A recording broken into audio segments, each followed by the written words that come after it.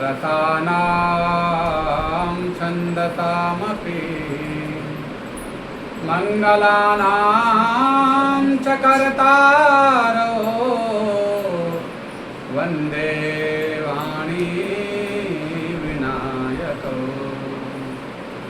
भवानी शङ्करं वन्दे श्रद्धा विश्वासरूपिणो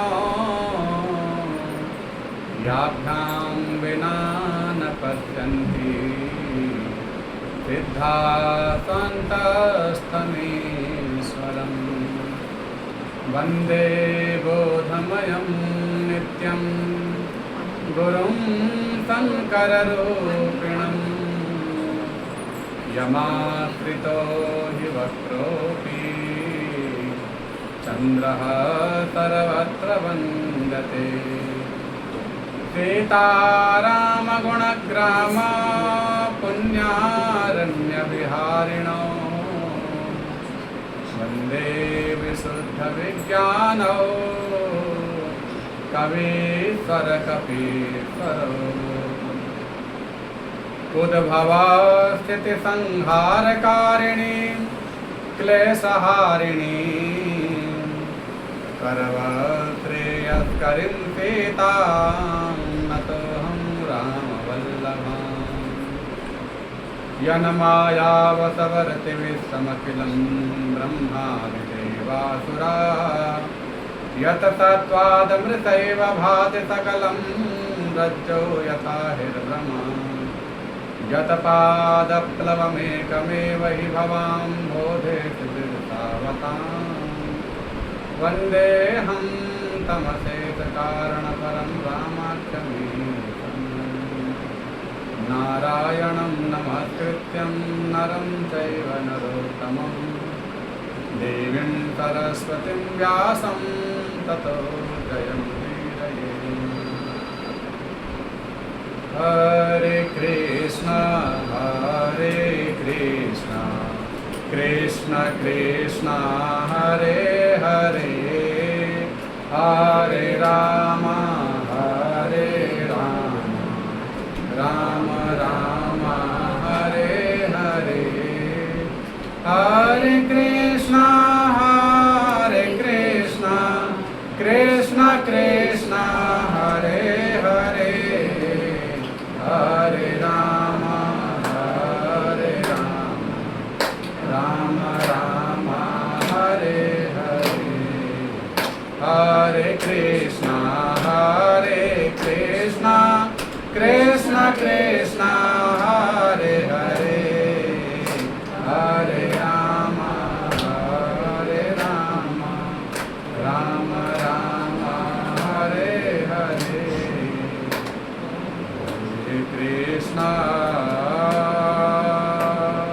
हरे कृष्ण कृष्ण कृष्ण हरे हरे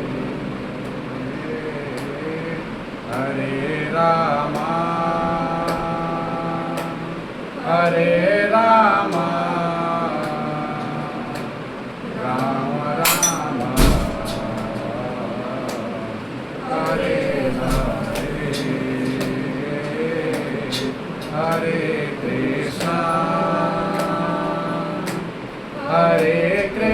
कृष्ण कृष्ण कृष्ण हरे हरे हरे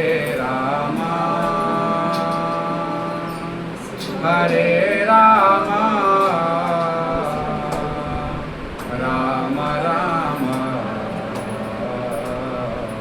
हरे हरे।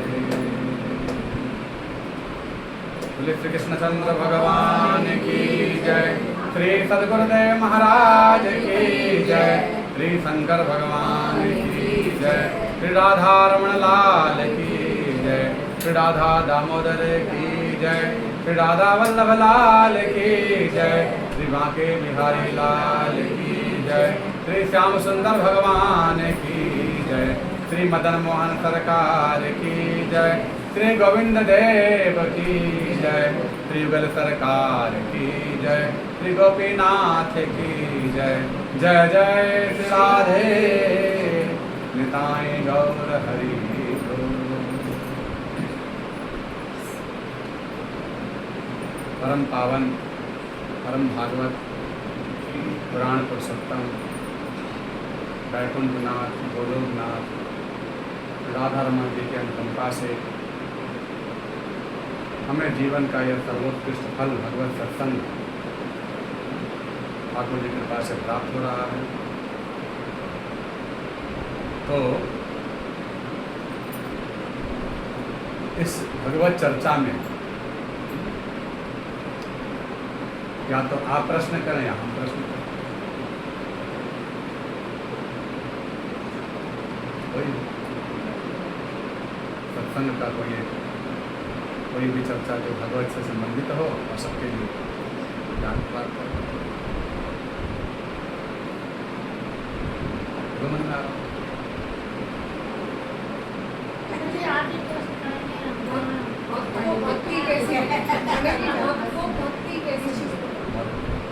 भक्ति को भक्ति कैसे?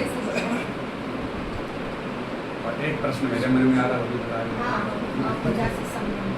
तो हमारे मन में एक प्रश्न अभी अभी आया कि भगवान की कृपा से इस कलिकाल जैसे वातावरण में कथाएं बहुत मिल रही हैं जो बहुत दुर्लभ थी।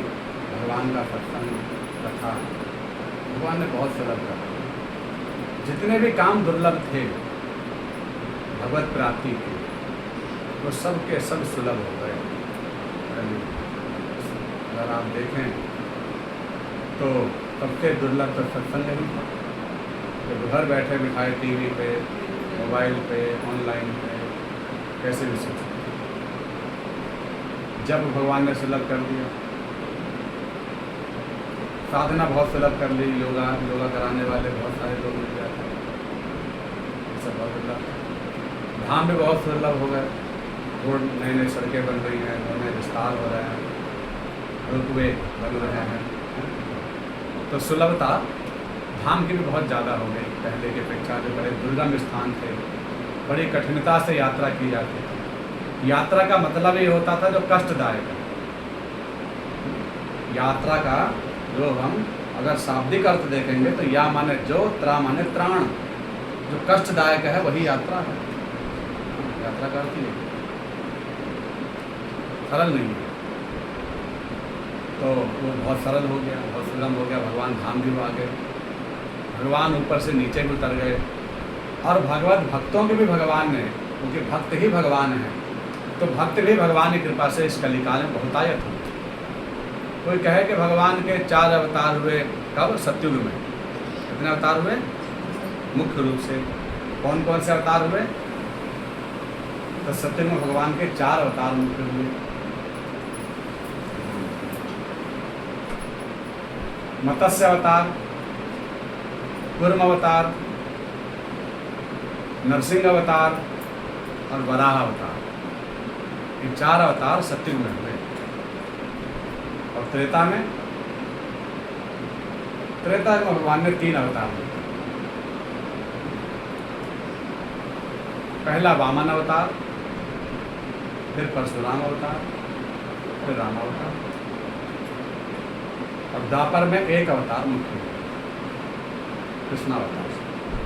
और कलयुग में 2 अवतार, महात्मा बुद्ध अवतार और कल्कि अवतार।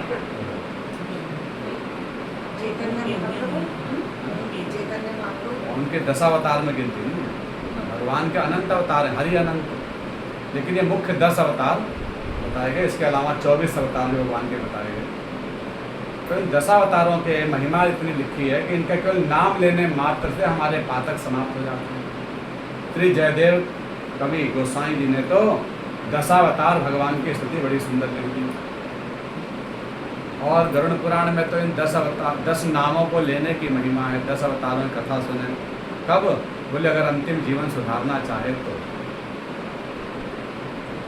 मरणासन कष्ट से बचना चाहे तो मत्स्यः कूर्मो वराहश्च नारसिंहश्च वामनः रामो रामश्च कृष्णश्च बुद्धो कल्की तथैव च। एतानि दश नामानि स्मर्तव्यानि सदा बुधे। सदा स्मरण करें, बुधे विद्वान लोग उसका सदा स्मरण करें, क्योंकि हर प्रकार के नाम लेने मात्र से प्रातः काल उठकर इन 10 भगवान के नाम ले लिए, नाम की तो महिमा है। भगवान के 10 अवतारों के नाम को प्रतिदिन लेने चाहिए, उनके मंगलायतन नाम है, शुभाशतानी नाम है, मंगलकरण है। प्रातः काल से हमारा रात्रि काल पर्यंत में जीवनचर्या सब मंगल जाए, इसलिए प्रातः उठते ही पहले भगवान का नाम। और भगवान के नाम में भी कुछ उतना श्लोक बताए गए हैं जिनको प्रातः काल पढ़ना ही चाहिए, नाम लेना ही चाहिए।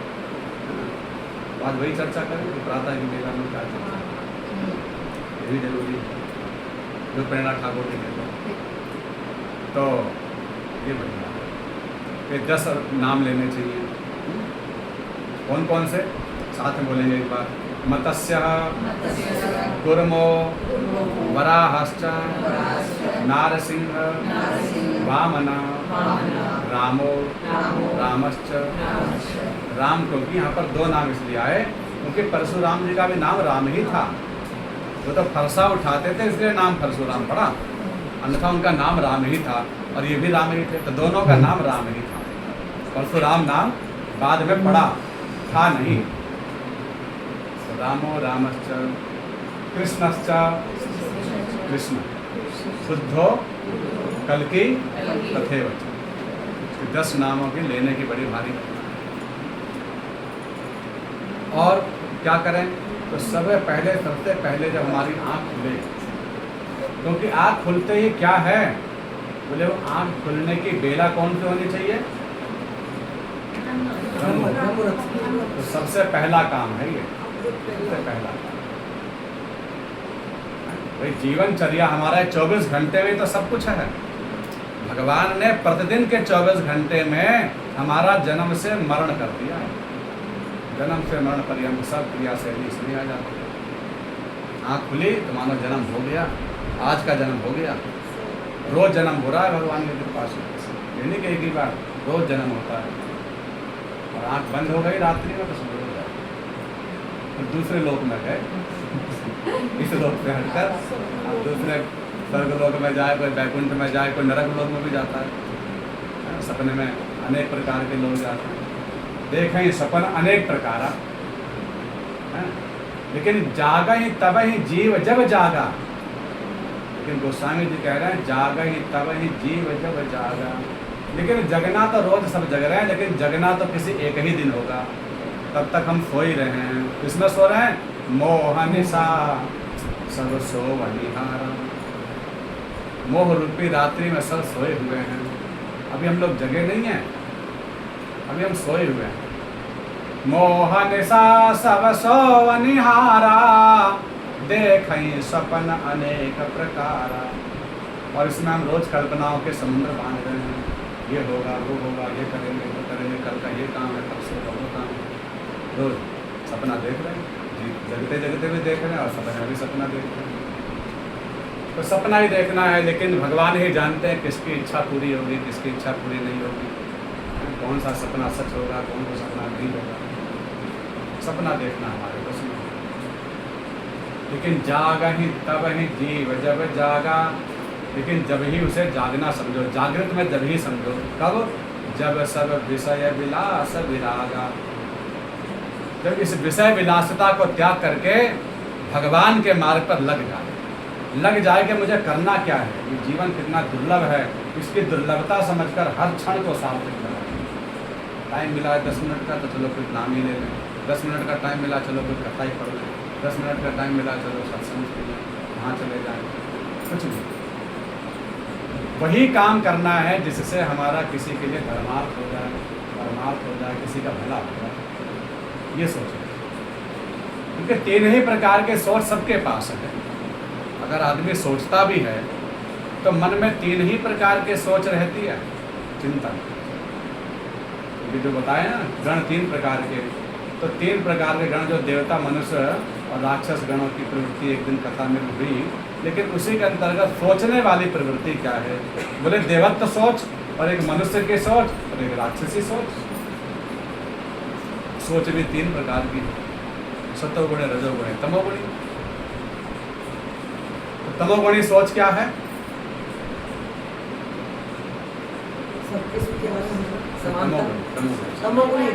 राक्षसी, आसक्ति वाली है। बेकार तो है, लेकिन क्या?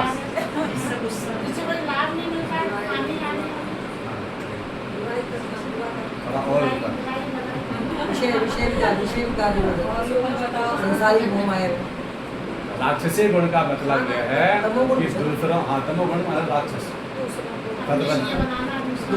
ना दूसरों के अहित के बारे में सोचना, नुकसान हम कैसे कर पाएंगे, बुरा सोचना, बुरा करना। हाँ, तो बुरा सोचना, जो सोच है वो सदा बुरी रहना।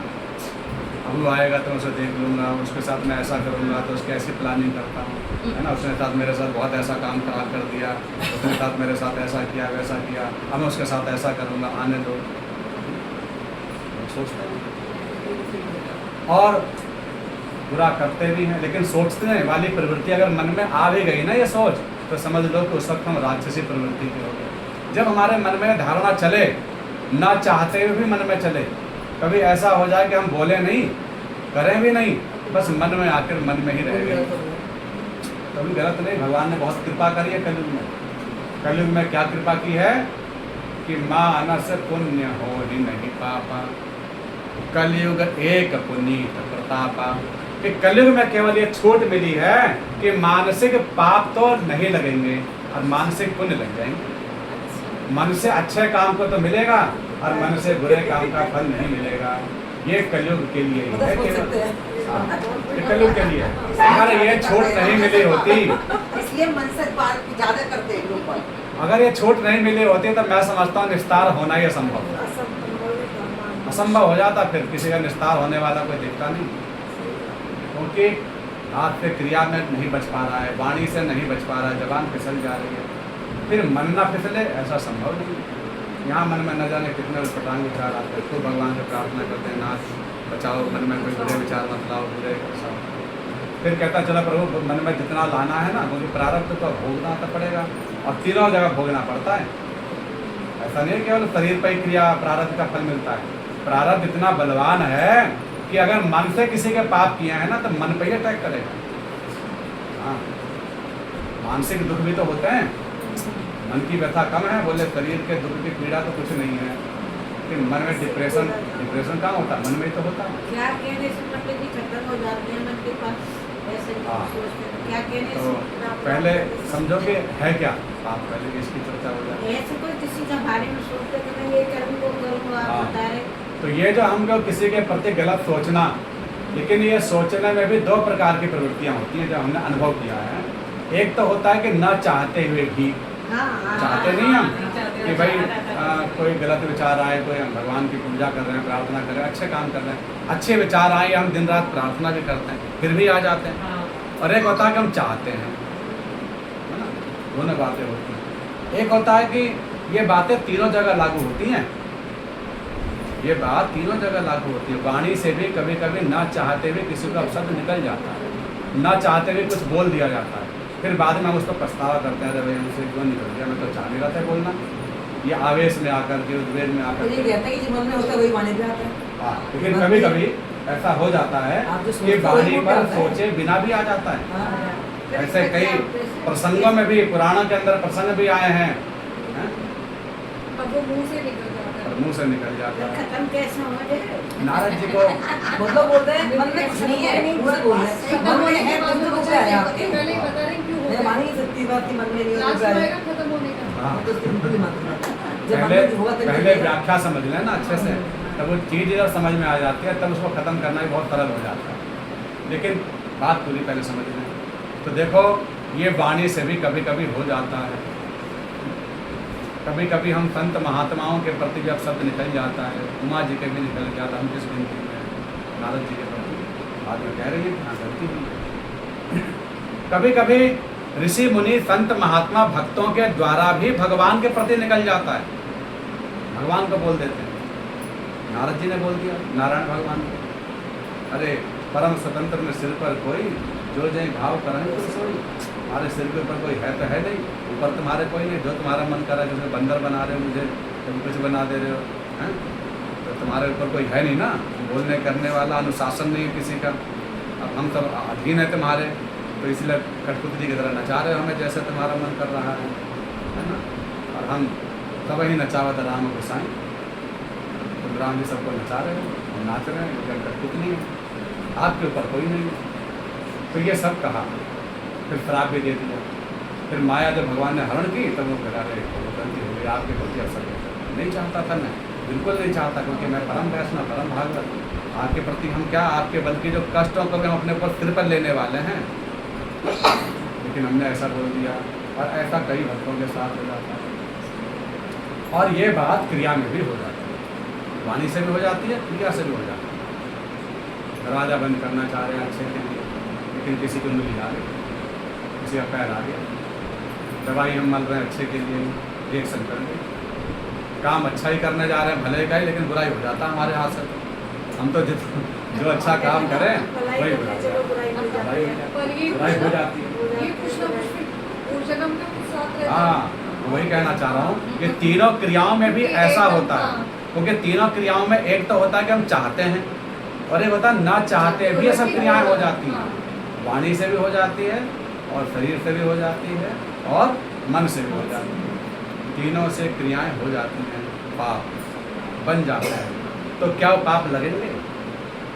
प्रश्न ये है, तो क्या पाप लगेंगे जो नहीं चाहते? हम चाहते तो नहीं थे कि ऐसा हो, फिर भी हो गया, तो वो खत्म हो गए, पाप लगेंगे नहीं, लगेंगे खत्म हो गए। गलती तो गलती है, सामने वाला तो नहीं समझेगा ना, समझेगा कोई नहीं समझेगा, दोनों ही बात है। तो इस स्थिति में भगवान कह रहे हैं कि कलयुग में केवल मानसिक पाप से बच सकते हो, वाणी से नहीं लिखा है। शरीर से गलती हो गई तो भोगना पड़ेगा, वाणी से गलती हो गई तो भोगना पड़ेगा। हाँ, मन से गलती हो गई तो क्षमा। मन से अगर गलती से गलती हो गई, चाहते नहीं थे फिर भी मन में विचार आ गए, तो उसमें समझ लो कि आपका प्रारब्ध बलवान है, वो क्रिया होने वाली है, आपके साथ घटनी थी, लेकिन भगवान ने उसे मन में ही लाकर समाप्त कर रहे हैं, कृपा कर रहे हैं। अच्छाई भी है उसमें, क्योंकि वो आपके साथ प्रारब्ध होना था, वो आपके साथ होनहार घट नहीं सकती है, लेकिन आपको मन में ही डर पैदा कर दिया, मन में ही आपने किसी का छुरा घोंप दिया, मन में ही आपने किसी को मार दिया, मन में आपने उल्टे सीधे काम कर दिए, मन में किसी के साथ गलत कर दिया। तो ये क्या है? बोले कि आपके साथ ये कभी होना था, लेकिन वो मन में ही प्रारब्ध को समाप्त कर दिया। और संत लोग क्या कहते हैं? बोले कि मन चले तो चलने दे, बस कर राख शरीर। अगर मन चले तो चलने दे, बस कर राख शरीर, तब भी बात बन जाएगी, उद्धार हो जाएगा। क्योंकि स्टेप होते हैं ना, संकल्प कितनी बार? बोले 3 बार। कोई वचन लिया जाता है कितनी बार? 3 बार। तो 3 बार का मतलब क्या? बोले अगर मन में आया, भगवान कहते हैं क्षमा की गुंजाइश है, वाणी पर आया तो थोड़ा पाप और थोड़ा सा भोगना पड़ेगा, और थोड़ा सा क्षमा हो जाएगा। आधा भोगना पड़ेगा, आधा क्षमा हो जाएगा। कैसे क्षमा होगी? बोले कुछ करके। लेकिन अगर वो शरीर में व्यक्त हो गया, बोले फिर क्षमा नहीं, उनको तीनों में आ गया। क्योंकि यद मनसा ध्यायते तद वाचा करोति, यद वाचा वदते तद कायम करोति।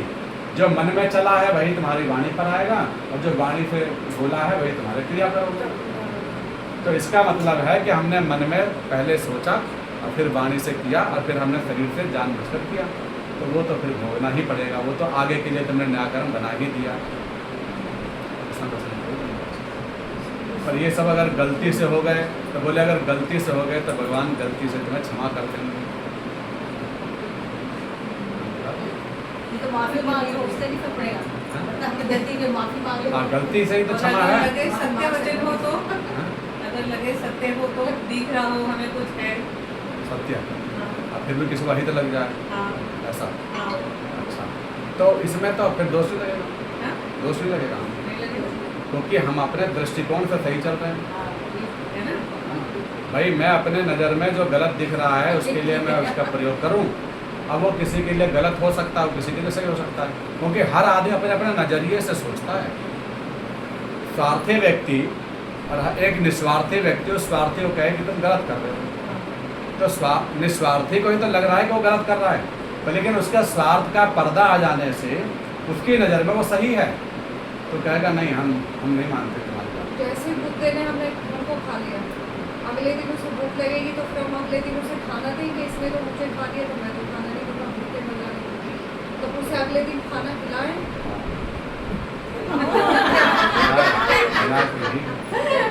उसने मुझे हमला करा मेरे ऊपर, तो अगले दिन मेरा धर्म बनेगा उसे खाना दया भाव है ना कहीं ना कहीं। बिच्छू डंक मारता है, बिच्छू डंक मारता है, ये उसका स्वाभाविक गुण है। संत महात्मा बार बार बचा रहे हैं, उसे मार नहीं रहे हैं, ये संत का गुण है। ये प्रवृत्तियां होती हैं। एक आदमी होता है नहीं सहन कर पाता, उत्तम वह जो पर दोषों को अपने गुण देकर ढकता। उत्तम पर दोषों को अपने, अरे भैया गलत नहीं है, ये ठीक है, सुधर जाएगा, मान जाएगा, आज नहीं तो कल अच्छा बन जाएगा, कोई बात नहीं, छोड़ो जाने दो, ये तो ऐसा है, कोई बात नहीं, ये बहुत, इसके अंदर ये अच्छाई भी है, इसमें कमियां हैं तो ये अच्छाई भी है। तो ऐसी बातें करके हम उस पर पर्दा डालते रहते हैं, तो ये अच्छी, ये बहुत ऊंचे वाले लोगों के लक्षण हैं। उत्तम और मध्यम वह जो पर दोषों को सहन सहज ही कर लेता, सहन कर लेता है, बोलता कुछ नहीं है, चुपचाप हो गया, न उससे यारी न दोस्ती, बस चुप उदासीन हो गया, उससे बोलेगा नहीं, कुछ अहित भी नहीं करेगा, लेकिन कहेगा बस सब राम राम कर लो भैया, अपने रास्ते हम अपने रास्ते। तो ऐसे भी लोग हैं, तो चलो भगवान करे वो भी ठीक नहीं, पर उत्तम नहीं है, मध्यम है, जिसने सहन कर लिया, अपने ऊपर बात आई तो सह लिया, पलट कर जवाब नहीं दिया, और दूसरा तो उसको पलट करके अच्छा करता उसके लिए।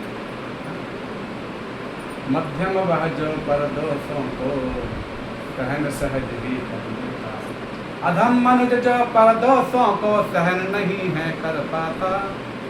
और तीसरे नंबर का व्यक्ति वो है जो सहन नहीं कर पाता,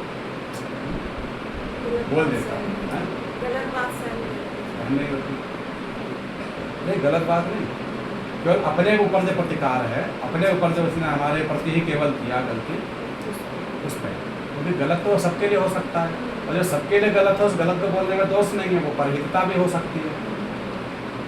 लेकिन केवल मेरे ही प्रति अगर कोई आदमी लड़ना मरना झगड़ना जो भी कुछ कर रहा है केवल मेरे लिए ही, बाकी सबके लिए अच्छा ही है, तो वहाँ पर जिसने सहन कर लिया, दूसरे नंबर पर, तीसरे नंबर पर जो बोले सहन नहीं कर सकता उसने बोल दिया, लेकिन जितना गलती की उतने पर ही रोक दिया, वे तुमने गलत किया।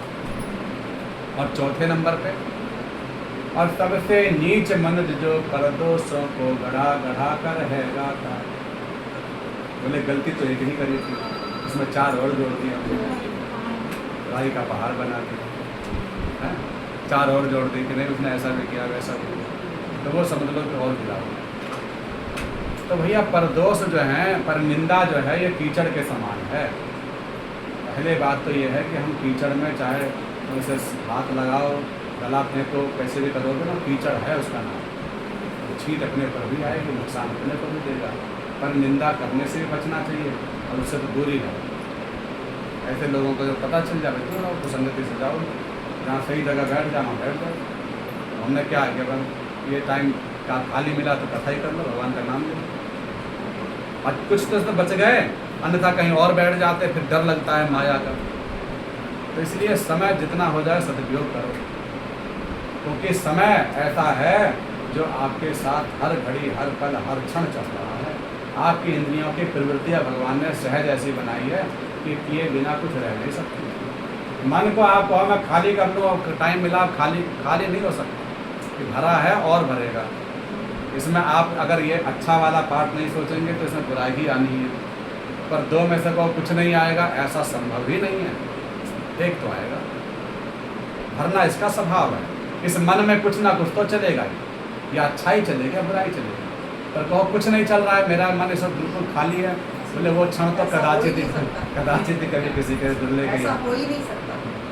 तो इसलिए एक पैर हम जब रख देंगे तब दूसरा पैर अपने आप उठ जाएगा। तो इसलिए हम भक्ति में जब पदार्पण कर देंगे, ज्ञान कथा धर्म अच्छी चीज़ों में, तो बुराई से अपने आप पैर उठ जाएगा। छोड़ना नहीं पड़ेगा। बुराई छोड़ो ऐसा नहीं है, अच्छाई करने लग जाओ, बुराई अपने आप छूट जाएगी। बोले अच्छा अच्छाई छोड़ो, बोले हाँ बुरा करने लग जाओ, अच्छाई अपने आप छूट जाएगी। एक म्यान में दो तलवार नहीं रह सकते। बस एक ही करोगे, अच्छे बनोगे तो फिर बुरे नहीं बन सकते। तुम कहो कि मैं अच्छा भी हूँ और बुरा भी हूँ, नहीं ऐसा नहीं। अगर आप अच्छे हो तो आप बुरा नहीं कर सकते, आप किसी का चाह करके बुरा नहीं कर सकते, क्योंकि अच्छाई है भरी हुई, तो प्रवृत्ति बार बार आ जाती है, आगे खड़ी हो जाती है।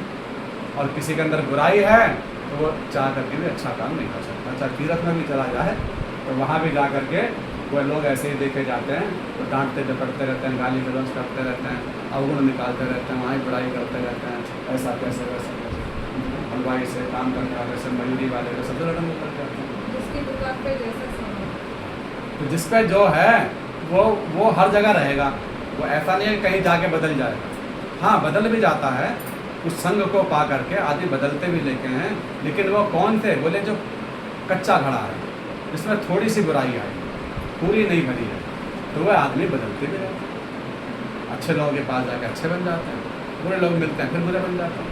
कुछ देर अच्छी बातें भी कर लेते हैं, कुछ लोग बुरी बात भी कर लेते हैं। जैसे जब रंग में रहते हैं वैसे ही बन जाते हैं, ऐसे भी लोग होते हैं।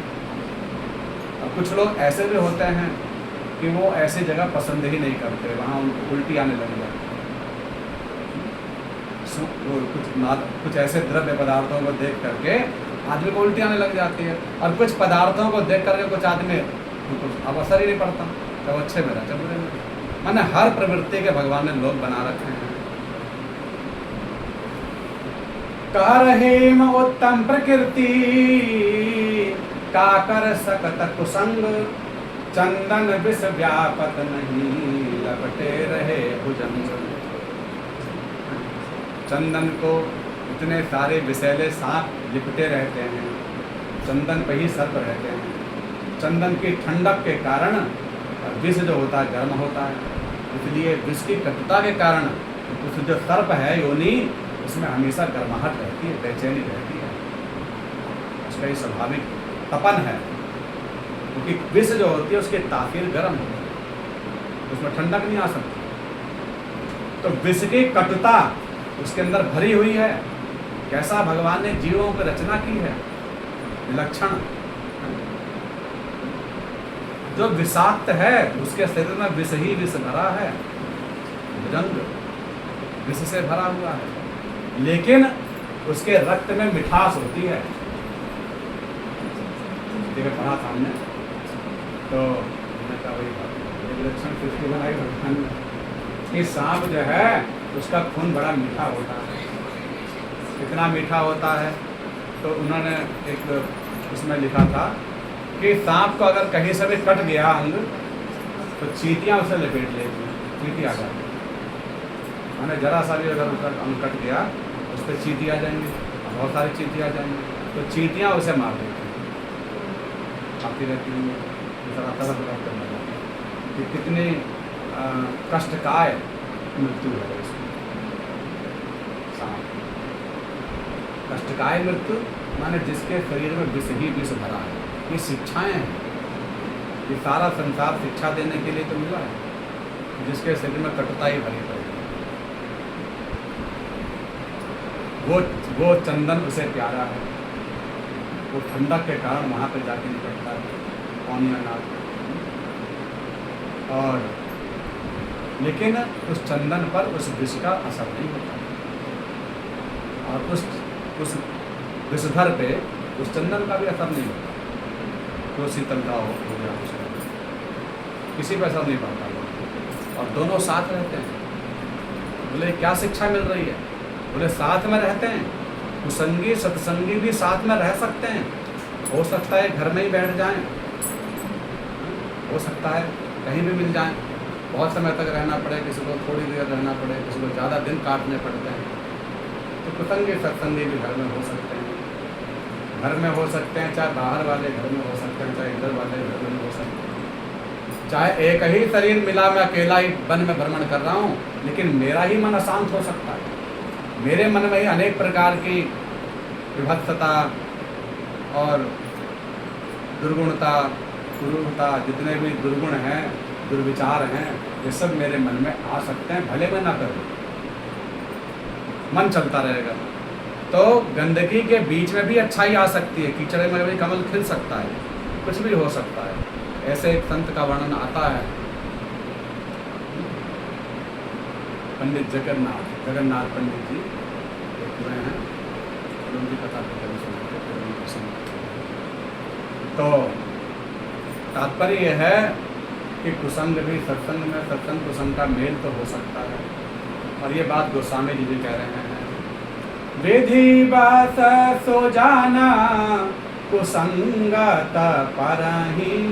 विधि बस माने प्रारब्ध के बस। अगर मेरे होनहार में लिखा है कि मेरी किस्मत में इन्हीं का ही मिलना है, इनसे ही संग मिलना है, तो वैसा ही मिलेगा, क्योंकि प्रारब्ध ऐसा। तो विधि के बस में हमारे को कुसंग मिलेगा या सत्संग मिलेगा, ये लिखा है, किसको कहाँ रहना है, किसको कैसा मिलना है, सब लिखा है। तो विधि बस सुजना कुसंगत परहि। लेकिन फिर भी क्या होगा, तुम्हारे बल में क्या होगा, तुमने आगे के लिए क्या किया, हानि मानी समानी गुण अनुसरहि। हानि मानी समानी गुण अनुसरहि।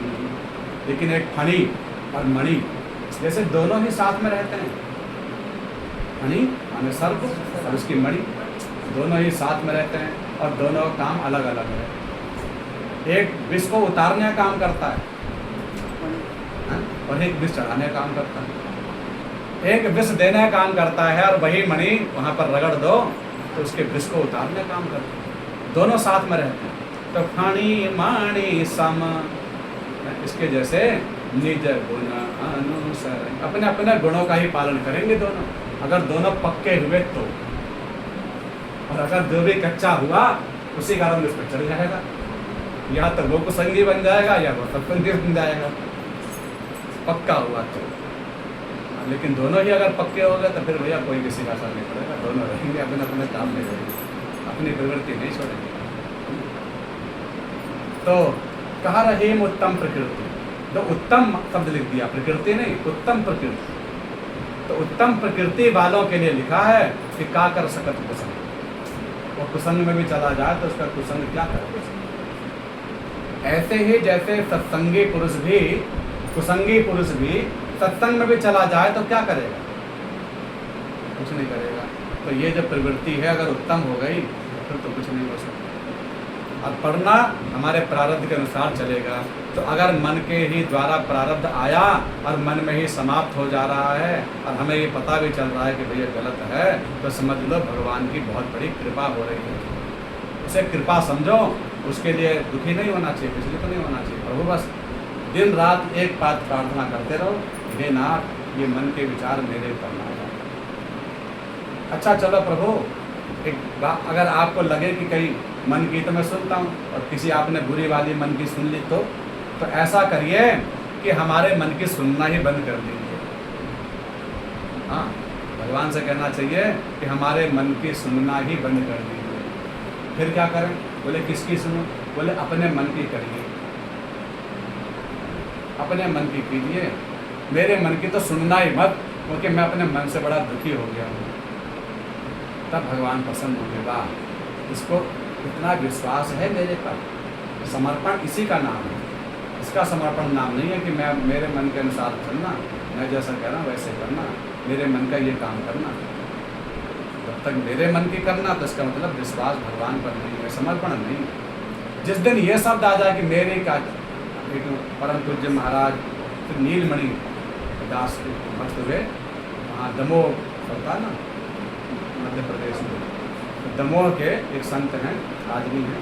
तो एक बार ठाकुर जी के पास ठाकुर में आए थे, बहुत अच्छे संत हैं, बहुत अच्छी कथा सुना। उनके पास बैठ के हमने कहा महाराज जी भगवान से क्या मांगना चाहते हैं। बोले हंसे पहले, बोले मांगना फिर भी है मांगने वाला अभी भी रह गया है, इतनी कथा में यही तो सुना रहे, मांगो मत मांगो मत। हमने कहा ये तो खैर संभव नहीं, मांगे बिना भगवान ने किसी को दिया, सारे भक्तों ने ही तो मांगा है, मांगा तो सबने है। तो जैसे कि वो प्रवृत्ति वाली बात अभी बताई कि आंखों काम देखने का देखेंगी, मन का काम सोचने का सोचेंगे। ऐसे ही मांगने वाली प्रवृत्ति इंसान की तो है, वो मांगेगा। अब बात यह है कि वो पता चल जाए कि ये मांगने वाली चीज़ है, मांगेगा। तो मांग क्या रहा है ये बड़ी बात है। मांगना गलत नहीं होता, मांग क्या रहा है। हर किसी की मांग अलग अलग होती है, किसी मांग से कोई रीझ जाता है, कोई पसंद होता है। तो इसलिए आप अगर हम देखें श्री रामचरितमानस के दृष्टांत में जितने भक्त हुए हैं, चाहे सरबंध जी, सुतीक्षण जी, अगस्त जी, नारद जी, क्या कहते हैं, वाल्मीकि जी, वशिष्ठ जी, जितने भी, और आपके भागवत के पात्र भी जितने हुए हैं, प्रहलाद जी, नारद जी, ध्रुव जी, विभीषण जी, श्री ब्रह्मा जी, इन सबके चरित्र भी आते हैं।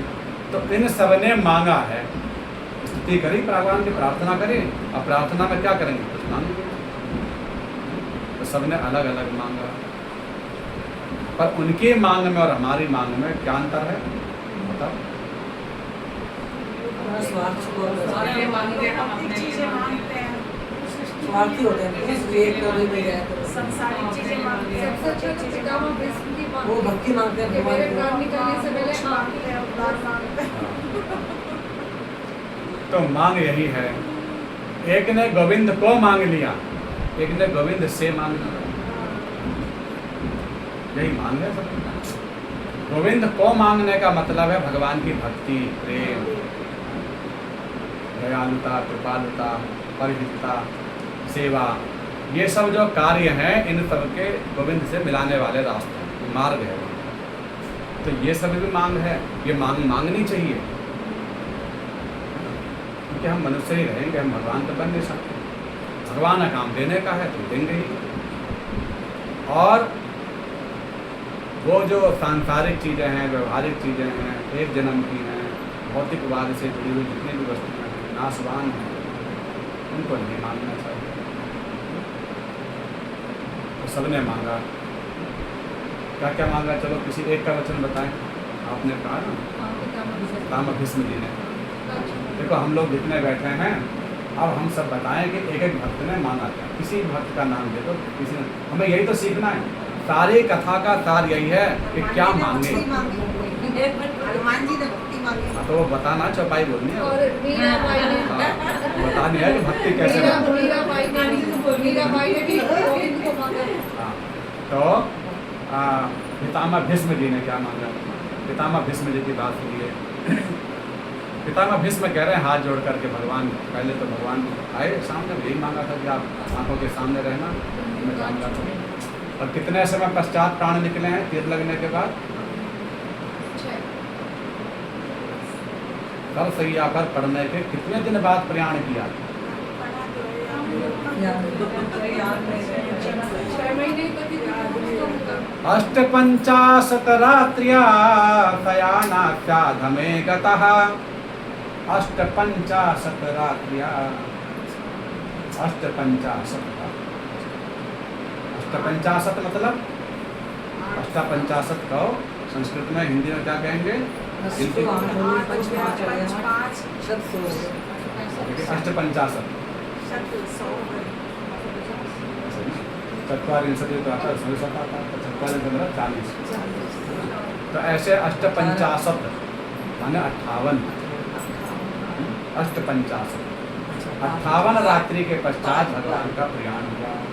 58 रात्रि तक वो, 58 दिन तक भीष्म पितामह तरसैया पर पड़े थे, उत्तरायण में जाते। तो ऐसे भीष्म पितामह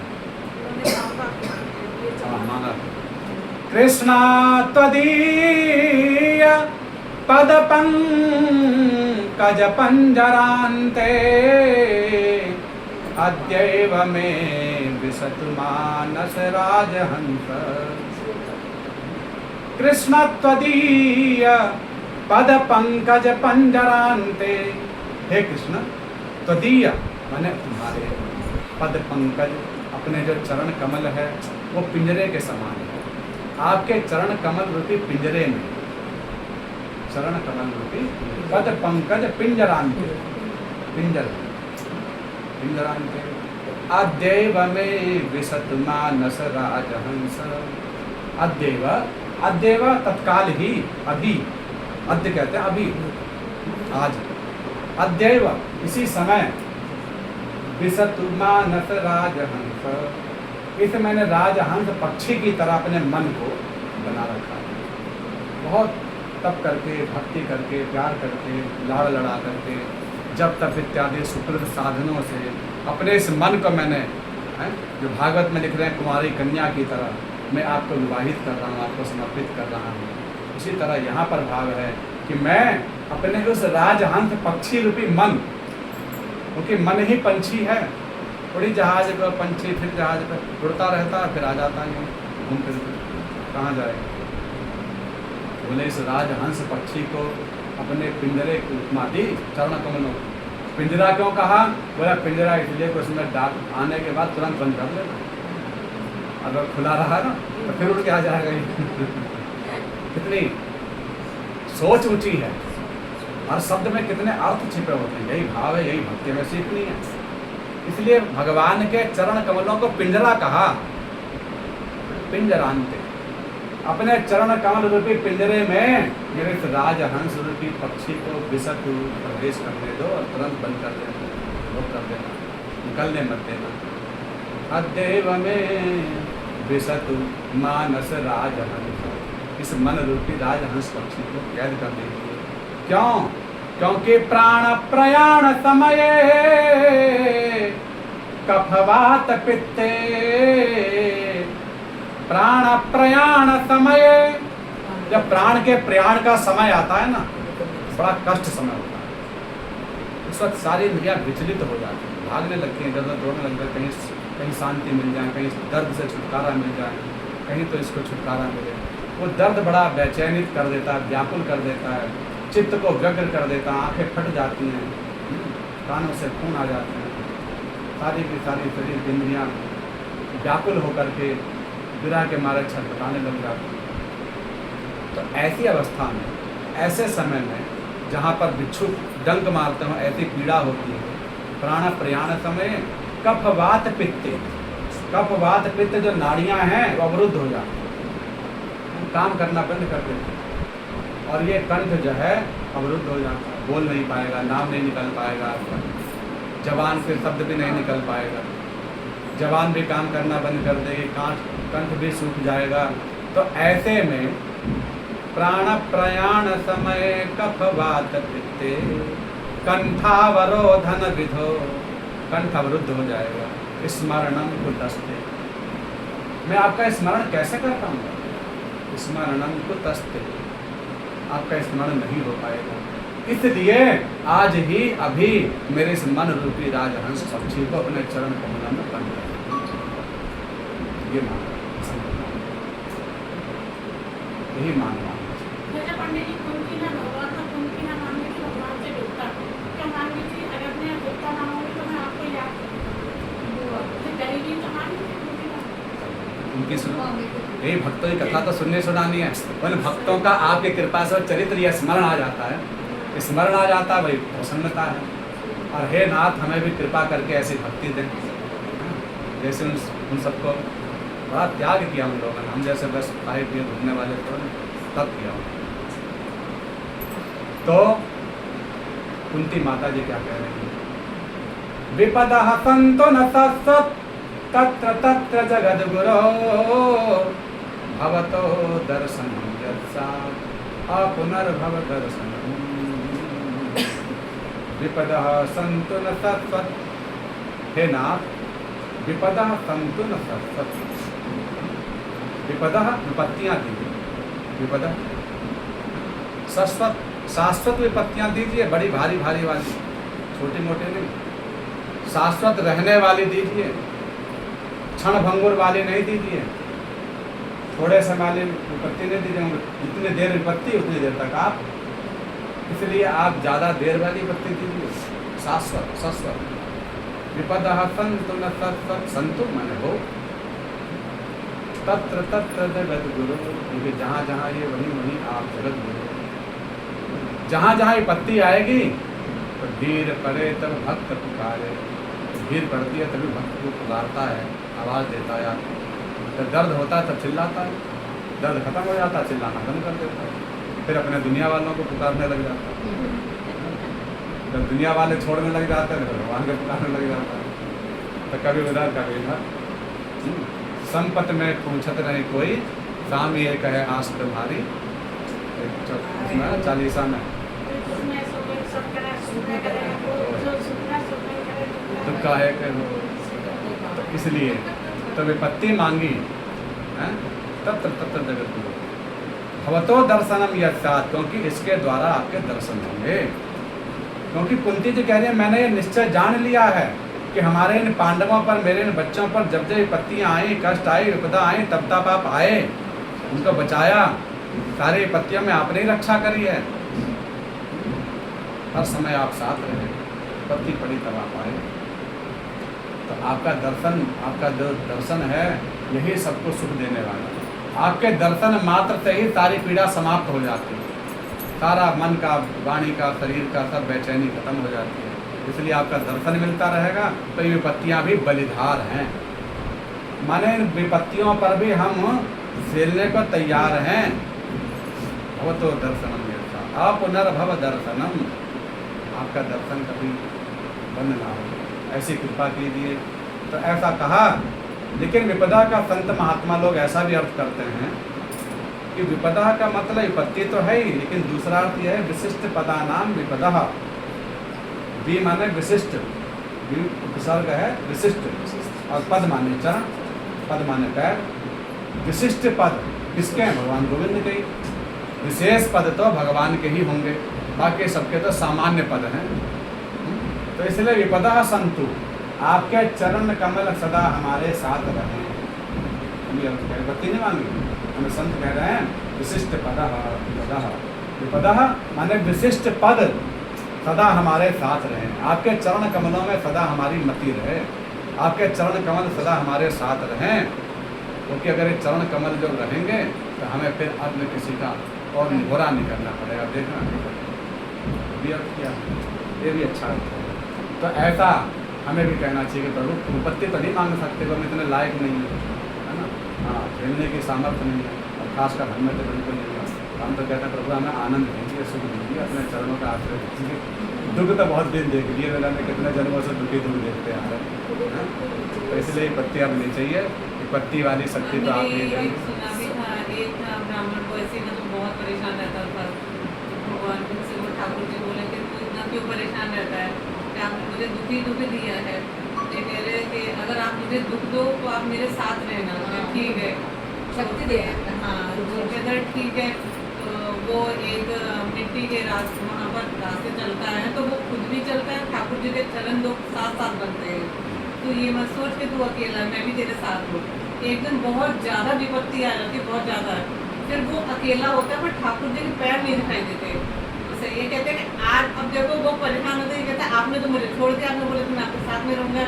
ये कहता है तू अपने चरण देख रहा है, मैंने तुझे गोदी में उठा रखा है, तो ये नहीं देख रहा कि ये मेरे चरण है, तू मेरी गोदी में है।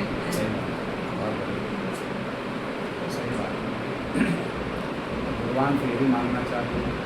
प्रहलाद जी से नरसिंह भगवान बड़े प्रसन्न हुए और बहुत प्रसन्न होकर के जिभ्या से उसको चाटने लगे प्रहलाद जी, और जिभ्याओं से चाटते हुए अपने कर कमलों को उसके उनके मस्तक पर फेरते, मस्तक को शुरू करके कहते हैं कि बताओ प्रहलाद तुमने क्या चाहा।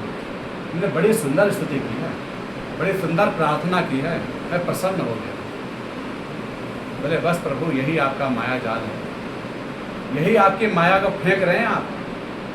जब आप कोई भी तपस्या करने वाले से, व्रत करने वाले से, स्तुति करने वाले से, किसी भी चीज़ से प्रसन्न हो जाते हैं, प्रकट होकर दर्शन देते हैं। अब दर्शन होते ही पहला शब्द भर मांगो, मांगो।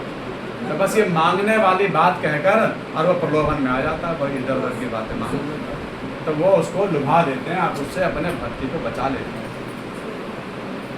तो यदि इसलिए मैं जान गया हूँ यद आशीष आशास्ते, अगर आप आशीष देना ही चाहते हैं, यदि आशीष आशास्ते, यदि आशीष देना ही चाहते हैं तो ये कर दीजिए कि मेरे अंदर से कामना ही समाप्त कर दीजिए, राज्य को। मैं मांगने वाली प्रवृत्ति ही खत्म कर दीजिए, कभी मांगू ही ना। इसीलिए उनके आगे आने वाली पीढ़ी में भी किसी ने मांगा नहीं, सबने दिया नहीं। कामना रूपी बीजांकुरित ही समाप्त कर दिया। भगवान के वरदान से क्या नहीं हो सकता। तो भगवान के वरदान से जब प्रहलाद जी शिशु बाल्य अवस्था में ही उनके अंतःकरण के अंदर अंकुरित मात्र भी कामना नहीं रही, इच्छा नहीं रही, तब भगवान पे डाल दी, प्रभु आपकी चाहिए। हाँ, तो मैं कह रहा था कि परम पूज्य महाराज जी एक तो आए थे श्री नीलमणि दास जी, तो उनसे हमने कहा, उन्होंने कितनी अच्छी बात बताई। बोले कि देखो भगवान से मैं जो मांगता हूँ वो बता रहा हूँ, कर लीजिए, आप ही मांगो, कुछ ही मांगो। हमने बात याद रखी।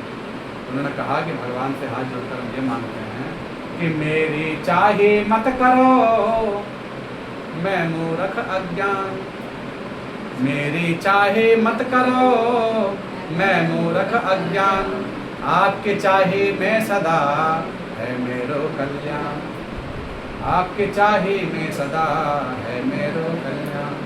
ये मांगा, अच्छी बात है, ऐसा ही ये मांगे। मतलब मांगने वाली चीज़ ही तो सुननी है कि कैसे कैसे लोग भक्तों ने वरदान मांगे। कहते आशीष आशास्ते, तो प्रहलाद जी के ने कहा कि कामना ही समाप्त कर दो। तो प्रहलाद जी के हृदय में जो कामना रूपी वासना रूपी अंकुर पहली बात तो था ही नहीं, और जो यदा कदाचित बन जाता आगे तो वो सब भी समाप्त कर दिया, निर्मूल कर दिया। ज्ञान अग्नि दग्ध कर्माणम, जैसे किसी बीज को जला दिया जाए, भून दिया जाए, तो फिर उससे कोई भी दूसरा बीज वो वपन नहीं हो सकता, वो उसे बो नहीं सकते। तो इसी तरह से मानो बीज कहते हैं कामना को, तो कामना रूपी बीज को जला दिया भगवान। ज्ञान अग्नि दग्ध कर्माणम, ज्ञान रूपी अग्नि से। तो इस तरह से प्रहलाद जी भी धन्य हो गए, उनके आने वाली पीढ़ियों ने भी लेने वाली बात तो खत्म ही हो गई, देना ही देना सीखा। प्रहलाद जी के पुत्र जी का नाम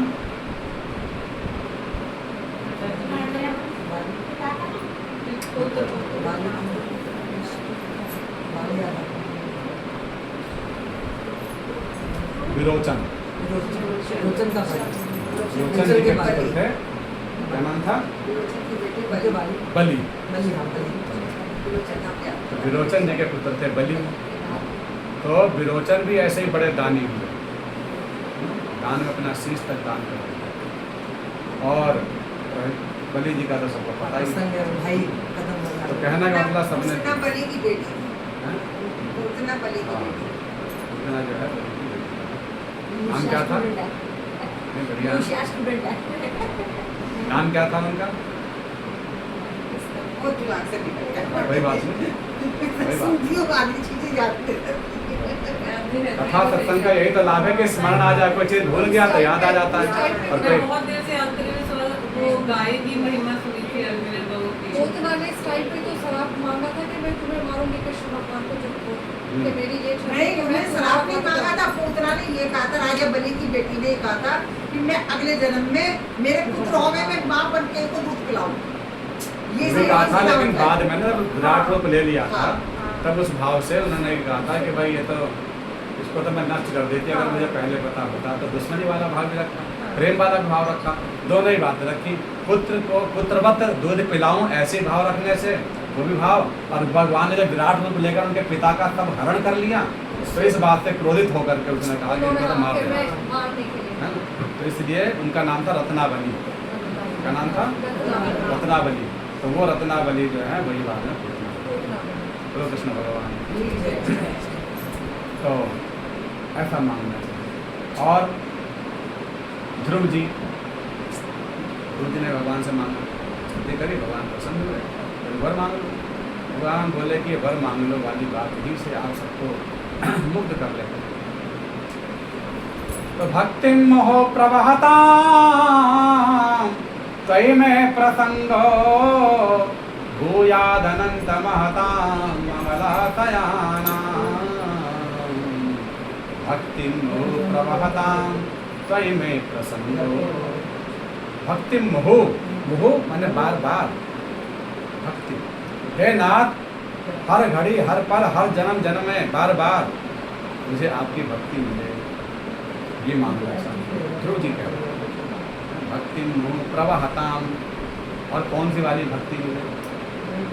प्रवहताम त्वयि में प्रसंगो, आपका जो प्रसंग है ना अभी कथा, तो आगे कथा के जो प्रवाह है वो कथा का प्रवाह सदा मेरे कर्ण पुटन में प्रवेशित करता रहे, ये वाली भक्ति। आप मिले ना मिले कोई बात नहीं, आपकी सेवा मिले ना मिले वो भी चलो कोई बात। क्यों?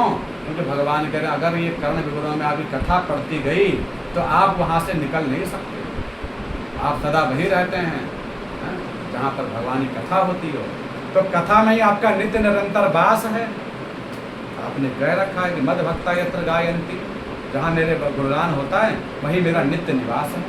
और जितनी तीव्रता से भक्ति योग भगवान की कथा सुनने से आता है उतना अन्य किसी साधन से नहीं आ सकता, किसी भी साधन से नहीं आ सकता। तो इसलिए उन्होंने कहा कि त्वयि में प्रसंगो, आपकी जो कथा है ये अमृत के समान है। आपके अनुपस्थिति में आपकी कथा ही तो है जो आपसे जोड़ती है। उद्धव जी आए गोपियों के पास, बोले अरे तुम्हारी दशा क्या हो रही है? कोई काली नाग का नृत्य कर रही है, तो कोई अघासुर, कोई बकासुर, आपस में ही सब लीला कर रही हो, कोई कृष्ण बन गई तो कोई गोपी बन गई, कभी कोई लीला कभी कोई लीला, तो तुम्हें क्या ऐसा भान नहीं होता कि भगवान गए? बोले ना, बोले हमारे पास गोविंद की कथा है, भगवान की कथा है हमारे पास, और जब तक भगवान की कथा है, जब तक उनकी स्मृति बनी, स्मरण बना होगा। कोई व्यक्ति ना हो, उस व्यक्ति की चर्चा हो, उस व्यक्ति की स्मरण बना रहे, तब भी प्राण रहते हैं। सीता मैया ने यही तो बात कही। क्या कहा था सीता मैया ने? जब उसे कहा कि भाई तुम जीवित हो अभी तक, कैसे जीवित हो? क्या कहा था सीता जी ने? किस तरह से जीवित हो, इसके उत्तर में सीता जी ने क्या कहा?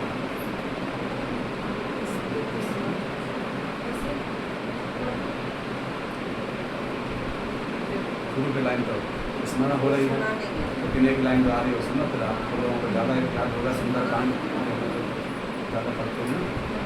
लोचन निज पद जंत्रित, प्राण जाहि कही बात, प्राण जाहि कही बात, अने प्राण कैसे जाएं, किस रास्ते से जाएं? कि लोचन निज पद जंत्रित, इन आँखों में आपके चरण कमल हैं।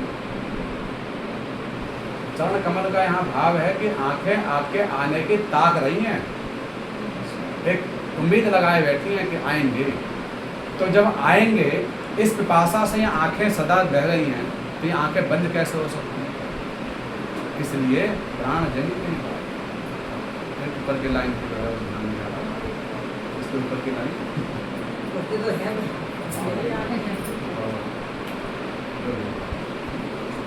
तो उन्होंने कहा कि नाम में आपका, वाणी में आपका नाम है, राम नाम, ऐसे कुछ कहा।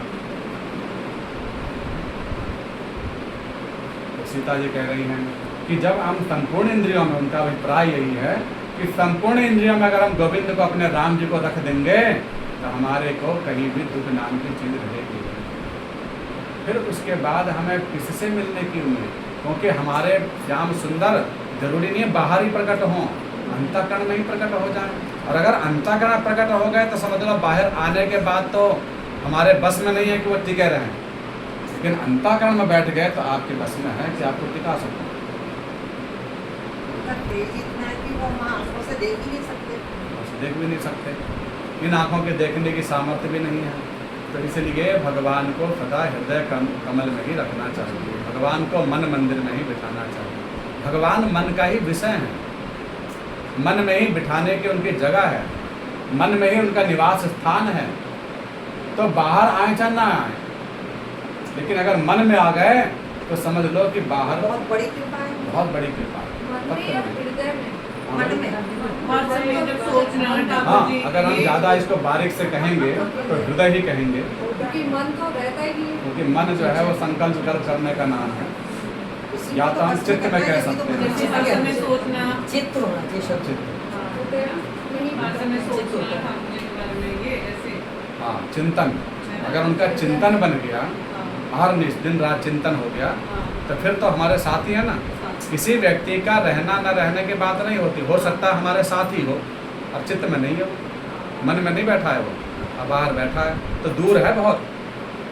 गोपियाँ रात्रि के समय में भागने लगी, बंसी की ध्वनि सुनते ही गोपी भागने लगी। तो जैसे ही भागने लगी तभी दूसरी गोपी आकर कहती है कि अर्धरात्रि के इस बेला में कहाँ जा रही हो, अब कहाँ जा रही हो, तुम्हें पता भी है बंसी कहाँ बज रही होगी, कौन से स्थान पर, अलग अलग जगह बजाते हैं, कोई एक जगह तो निश्चित है नहीं, कहाँ जाओगे। घनांधकार बहुले, इस घनांधकार में हे देवी तुम कहाँ जा रही हो। तो और क्या तुम्हें पता नहीं है कि इस रात्रि के वेला में स्त्री जाति होने के नाते भी लज्जा भाव विचार सब अवहेलना होगी, सब लोग क्या क्या कहेंगे, तो उस मान सम्मान की भी समाप्ति हो जाएगी। उस गोपी ने क्या उत्तर दिया, तो युक्ता युक्त विचारिणा यदि भवे स्नेहाय दत्तम जलम, युक्ता युक्त विचारिणा यदि भवे। हे देवी, जब प्रेम अतिशय बढ़ता है तो फिर युक्ता युक्त देखा नहीं जाता, क्या सही है क्या गलत है इसका विचार नहीं रहता, क्योंकि मन बहुत सारे हैं नहीं। अब इस मन के ऊपर अगर प्रेम का भाव पड़ गया तो फिर वो सही और गलत की परिभाषा भूल जाता है। युक्ता युक्त विचार, युक्तायुक्त जो है वो समझ नहीं पाता। और अगर कोई व्यक्ति या कोई भी अगर मन में है तो समझ लो बहुत दूर नहीं हो, कहीं भी है तो समझ लो हमारे पास ही है, और अगर अब हमारे मन में नहीं है तो बहुत दूर है, तो वे मन में हैं। इस बात से स्नेहाय दत्तम जलम, अगर युक्ता युक्त का विचार रहा तो फिर तो मैं स्नेह को जलांजलि तिलांजलि दे दूं। इसलिए मैं ये नहीं जानती कहाँ से बज रही कैसे बज रही, तुम्हारी आवाज़ भी शायद कानों में आ गई, लेकिन हो सकता है कि अगर और बंसी की ध्वनि को मैं ज़्यादा ध्यान से सुनूं कि मुझे आवाज़ भी न सुनाई दे, आवाज़ भी ना सुनाई दे। क्योंकि जब तक ये आवाज़ सुनाई दे रही है, जब तक इंद्रियां अपने कर्तव्य का बोध कराई जा रही हैं, जब तक सही गलत का परिचय है, तब तक प्रेम नहीं है। और जहाँ प्रेम वहाँ नेम नहीं, जहाँ नेम तहाँ प्रेम नहीं। प्रेम तहाँ नेम कैसो, नेम तहाँ प्रेम कैसो, सुंदर यह बात कहे भक्ति प्रेम लक्षणा। सुंदर दास जी कह रहे हैं यही भक्ति प्रेम लक्षणा की स्थिति है। जहाँ पर कदाचित कोई पहुँच जाए तो पहुँच जाए, जानबूझकर करना नहीं चाहिए, पहुँचना नहीं चाहिए, न पहुँच सकता। स्वाभाविक सहज में ही कोई पहुँच जाए तो पहुँच जाए। तो उसी तरह से यहाँ पर भी ये कहा जा रहा है कि अगर भगवान हमारे मन मंदिर में आ गए तो फिर वो बाहर रहें ना रहें, कहीं जाए कुछ न करें कुछ नहीं। इसलिए सदा भगवान को मन मंदिर में या हृदय मंदिर में भगवान। तो ध्रुव जी कह रहे हैं भक्ति मोहू, हे नाथ मुझे आपकी कथा दीजिए, कथा की मांग करें तई में प्रसंग हो, आप अपनी कथा ही दीजिए। और गोपियों ने भी भगवान से यही कहा, गोपियों ने भी गोपी गीत में यही मांग की, क्या कहा, तव कथामृतम तप्त जीवनम कविभिरीडितम कलमसापहम श्रवण मंगलम श्रीमदाततम भुवि गृह्णन्ति ते भूरिदा जनाः तव कथामृतं तप्त जीवनं कविभिरीडितं कलमसापहं तव कथाम। हे नाथ, आपकी जो कथा है वही अमृत है। तब कथामृतम, तप्त जीवनम किसके लिए, बोले तपे हुए जीवन के लिए। हम आपके विरह से तपी हुई हैं, तो आपके विरह से व्याकुल हमारे लिए तो आपकी कथा ही भागवत ही अमृत है। यही अमृत की बूंदें पड़ जाती हैं तो थोड़ा सा ये जो अधमरा शरीर है ये थोड़ा सा फिर सजीवंत हो जाता है। मानो किसी बेहोश स्थिति प्यासे को पानी के ऊपर से छुटकार मिल गई तो थोड़ी सी आंखें खुल जाती हैं, पूरी नहीं थोड़ी सी खुल जाती हैं। उसी तरह से हमारी दशा हो रही है।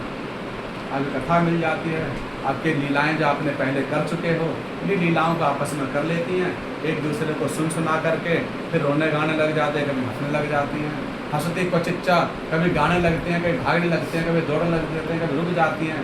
हमारी अलग दशा हो रही है। इस दशा की स्थिति को देखकर तो उद्धव जी भी समझ नहीं पाए कि क्या कहूँ, कहाँ से कहूँ, कैसे कहूँ। वो दशा है प्रेम की। तब कथा मृतम कलमसाप हम सारे कलमस, कलमस माने पापों को दूर करने वाले, जो आपने प्रश्न किया था कि अगर मन में आ जाए तो क्या करें, कोई पाप बन भी जाए तो क्या करें। बोले बन जाए तो सिर्फ एक ही भगवान कह रहे हैं, तब कथामृतम तप्त जीवनम कविभिरीडितम कलमसापहम। कलमस माने कलमस, कलमस माने पाप, कलमस पाप, कलमसापहम। कलमस को नष्ट करने वाली क्या, बोले अभी कथा। कथा वो अमृत है, वो साबुन है। सत्संग को क्या कहा, साबुन है जहाँ पर सफाई होती है, खुद रगड़ के सफाई होती है। मार्जन करने वाली है, सफाई करने वाली है। कहाँ की सफाई करने वाली है? तो इसको तो हमने नहला धुला के बिल्कुल साफ कर लिया। इस मन को भी तो सफाई चाहिए। और हमारे पास कितनी चीज़ें हैं, कौन कौन है हमारे पास में फिलहाल में, क्या क्या है? मुख्य रूप से 3, ऐसे तो बहुत सारी चीज़ें हैं, सबकी अलग अलग सफाई होती है। कभी कभी आई स्पेशलिस्ट के पास जाते हैं, कभी कारियर वाले के पास जाते हैं, कभी उसका, लेकिन मोटा मोटा है ना, सबके अलग अलग जाते हैं। तो सबकी सफाई जो है भगवान कहते हैं जरूरी है। तो कानों की सफाई करानी पड़ेगी। तो कानों की सफाई क्या है? हाँ सुनो, तो ये कर्ण कुटा में पहुंच करके जो एक कान पक जाते हैं, कहते हैं ना कान पक गए भैया तुम्हारी बात सुन के, कान पक गए, निंदा सुन के, बुराई सुन के, इधर उधर की बातें सुन के। एक संत मिले तो वो संत बोले कि पंडित जी आप कथा बिल्कुल टाइम से आ जाए ना, टाइम से शुरू करना। मैं जब क्यों भाई, तो उन्होंने कहा कि पंडित जी फिर इधर उधर की बातें होने लग जाती हैं, तो इधर उधर की चर्चा होती है तो कान पक जाते हैं। तो मुझे बात बहुत अच्छी लगी। हमने कहा कि देखो निंदा सुनना नहीं चाहते, यही तो बड़े भगवान की कृपा है। तो कुछ जगह ऐसा होता है कि पहले ही टाइम से कथा मतलब बहुत सारे आ जाते हैं, तो फिर इधर उधर की चर्चा ही होती है। जब तक इतनी भी चर्चा हम इधर उधर की ना सुनते, अच्छी बात। तो कभी भिरीडितम कलमसापहम। हमारे कर्णपुटों में जब ये भगवान की कथा जाती है ना, तब उससे आत्मिक शांति मिलती है। अब जितने भी लोग बैठे हैं, शांति तो मिल रही है, अच्छा ही तो लग रहा है। कोई गुस्सा बढ़ रहा है या उन्माद आ रहा है, बेचैनी हो रही है, शांति के लिए तो कथा कर रहे हैं। और यहाँ भी बैठकर वही अगर आ जाए तो फिर क्या कथा। इसलिए कथा वही जिससे शांति मिले, आत्मिक शांति मिले, मन को शांति मिले। और वास्तव में अगर विशुद्ध भगवत कथा होगी, भगवान का ही जिसमें लीला गुणानुवाद हो, या संतों का हो, या उनके आदेश हो, या उनके वचन हो, उनकी चर्चा होगी, तो हमें निश्चित शांति मिलेगी। तो आँखों की सफाई, बोले आँखों से दर्शन भगवान के भक्तों की तरह दर्शन, संतों के दर्शन से ही इन आँखों की सहजता है, परिपक्वता है, पवित्रता है। क्योंकि संतों का स्वरूप ही ऐसा होता है जो भगवान का स्वरूप होता है। इसलिए संतों के दर्शन करने से कानों की पवित्रता, आँखों की पवित्रता, हर इंद्रियों की पवित्रता बताई। लेकिन सबसे बड़ी पवित्रता 3 चीज़ें हैं हमारे, इसमें सब बातें आती हैं। एक तन, एक मन और एक आत्मा। कौन कौन है? तन, मन और एक आत्मा। 3 कवर है, 3 चीज़ें हैं। तो इसके अंदर सबसे पीछे है आत्मा, फिर उसके आवरण है मन, और फिर उसके ऊपर आवरण है स्तन। 3 कवर है, परिधियाँ हैं, पर्दे हैं। तो इसके अंदर इन तीनों की खुराक अलग अलग है, तीनों का पोषण अलग अलग होता है, तीनों की सफाई जरूरी है। अगर आपको स्तन की सफाई के लिए सोचाचार बताओ, आचार विचार, आहार विहार, ये सब चीज़ें जो भी बताया गया है वो सब इसीलिए कि भाई ये शरीर भगवान का घर है। और फिर इसके अंदर रहने वाला मन, तो इस मन की सफाई है सत्संग। अगर आप सत्संग करते रहोगे तो ये बुराइयाँ निकलती रहेगी। ये दुर्गुणों का पता भी तो चलना चाहिए कि दुर्गुण हैं कौन कौन से, और बताने वाला कौन, बोले सत्संग। और सत्संग कहाँ से मिलता है? गुरु जी से, सत्संग से, संत महापुरुषों से, गुरुजनों से। इस बात को हनुमान जी कह रहे हैं। क्या कह रहे हैं हनुमान जी? झाड़ू, सफाई की बात, सत्संग की बात गुरुजनों के पास बैठ के मिलेगी। श्री गुरु चरण सरोज रज निज मनु मुकुर सुधारी। मतलब श्री गुरु चरण सरोज रज निज निज मनु मुकुर सुधारी। मतलब गुरु के चरणों की रज से ही हमारा स्वभाव है। सुधार तो है, लेकिन कैसे हो? मुकुरु मतलब मुकुरु जो शब्द है यहाँ पर, मुकुर का मतलब मुकुर। अच्छा ना, रोज पढ़ते हैं हम लोग हनुमान चालीसा, ये सब चीजें पता भी तो होना चाहिए। तो आज कभी कुछ पता चले, कभी कुछ पता चले, कभी कुछ मुकुर कहते हैं शीशा। संस्कृत में मुकुर माने शीशा, दर्पण को हाँ। तो श्री गुरु के चरणों के कमलों की सेवा अथवा श्री गुरु के चरणों के द्वारा या श्री गुरु के द्वारा जो वचनामृत मिले आपको, उनके द्वारा क्या होगा? निज मन मुकुर सुधार। मेरे मन रूपी दर्पण को सफाई होगी। मन रूपी दर्पण पे आवरण जम जाता है, भाव जम जाती है, गंदगी जम जाती है, जरा सा भी हो जाए तो साफ चेहरा नहीं दिखता। और इस मन को दर्पण कहा गया है कई जगह पर। गीत में भी कहा गया है ना, मन दर्पण। तो दर्पण की उपमा दी गई है। और चैतन्य चरितामृत में भी चैतन्य महाप्रभु जी ने कहा है, चेतो दर्पण मार्जनम भव महा दावाग्नि निर्वापणम। वो भी क्या मांग रहे हैं? वो कह रहे चेतो दर्पण मार्जनम। इस चित्त रूपी दर्पण को मार्जन करने वाला कौन? भगवान की कथा, भगवान का नाम संकीर्तन। दर्पण मार्जनम भव महा। मार्जनी, मार्जनी का मतलब झाड़ू। तो झाड़ी को संस्कृत में क्या बोलते हैं? मार्जनी। क्या नाम है? मार्जनी। मार्जनी माने संस्कृत भी आनी चाहिए है मार्जनी। तो मार्जनी, तो ये कहा कि भैया चित्त रूपी दर्पण को मार्जन करने वाला कौन? आपकी सत्ता, आपका नाम। क्योंकि इससे पता चलेगा कि मेरे अंदर बुराई क्या है, मेरे अंदर कमियां क्या है। अहंकार, लोभ, क्रोध, मोह, मद, मत्सर, निंदा जो भी है, धीरे धीरे करके सब दूर हो जाते हैं। आपकी कथा, आपके नाम, आपके भक्तों की कथा चरित्रों को सुन करके, उनकी जीवनी को सुन करके साफ सफाई हो जाती है। तो इसलिए इस चित्त रूपी दर्पण को साफ करना हो तो श्री हनुमान जी कह रहे हैं, भैया गुरुदेव के शरण में जाओ, संतों के शरण में जाओ। केवल दीक्षा लेने से बात नहीं बनेगी, दीक्षा के बाद शिक्षा लेने से ही बात बनेगी। बोलो कृष्णचंद्र भगवान की जय। 4:30।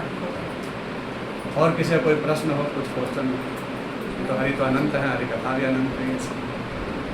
कल की कथा है ना आपको? कल कथा है ना आपकी? इनके सवाल का जवाब संतुष्टि नहीं है। अच्छा, तो बात ये हुई थी आपकी, जो मेरे को समझ में आया कि भाई अगर मन में कोई बुराई आ ही जाए, या तन से कोई गलती हो ही जाए, या वाणी से भी कोई गलती हो जाए, तो इस गलती के निवारण कैसे हो? तो इसके लिए साफ साफ शब्दों में कहा है कि भगवान की कथा सुनने से ये जो गलती से किए हुए पाप हैं वो क्षमा हो जाते हैं, दूर हो जाते हैं, समाप्त हो जाते हैं, काट देते हैं भगवान। जाप से भी, मतलब कथा से या फिर जाप कथा भी चलती रहे, जाप भी करती रहे।